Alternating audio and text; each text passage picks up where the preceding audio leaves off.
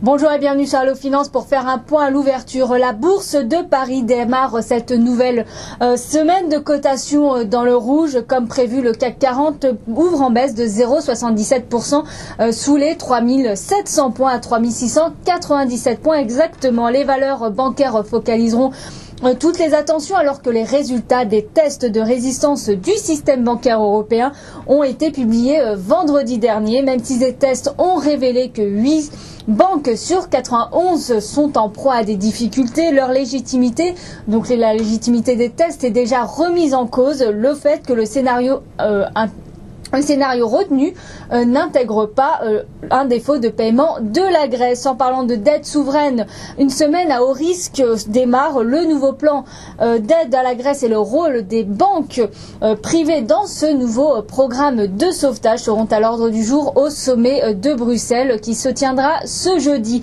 Par ailleurs, le plan de financement du budget américain sera examiné cette semaine alors qu'une solution doit être trouvée rapidement si aucun accord n'est trouvé sur le plafond, le relèvement du plafond de la dette. Sur le front macroéconomique, une seule statistique américaine est au programme du jour, c'est l'indice NAHB de l'indice de confiance des promoteurs et des constructeurs immobiliers de juillet, qui est prévu donc à 16h.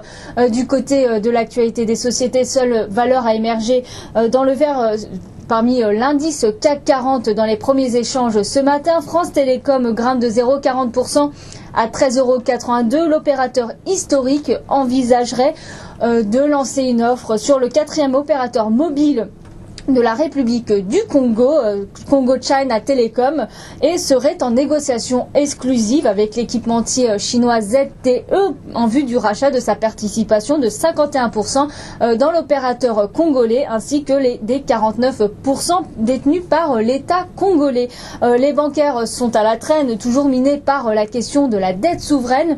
Et dans le viseur après la polémique sur les résultats des stress tests. AXA perd de 20% à 13,32 €. Société Générale cède 1,53% à 34,17 €. BNP Paribas cède 1,46% à 44,62 €. Crédit Agricole 1,09 à 8,39 € et Natixis redonne 0,54% à 3,12 €. Peugeot a enfin le feu vert pour le lancement de sa co-entreprise Changan PSA Automobile en Chine, dont l'investissement initial représente 935 millions d'euros, indique le constructeur automobile français. Le titre de la marque au Lyon perd 0,28% à 29,84 €. Publicis a annoncé une prise de participation à hauteur de 51% dans l'agence new-yorkaise de médias sociaux Big Fuel.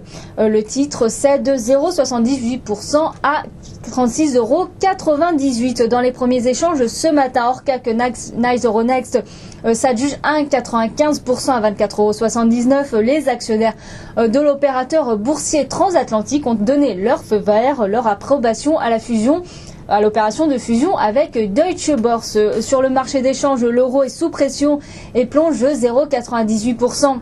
1,4031 face au dollar. Du côté du pétrole, le WTI se négocie à 97,24 $ et le Brent pour sa part à 117,26 $. L'once d'or tutoie de nouveaux records et grimpe de 0,10% pour tenter de se diriger vers les 1600 $ et se négocie actuellement à 1594 $ l'once. Voilà ce qu'on peut dire à l'ouverture. À très bientôt sur Allo Finance.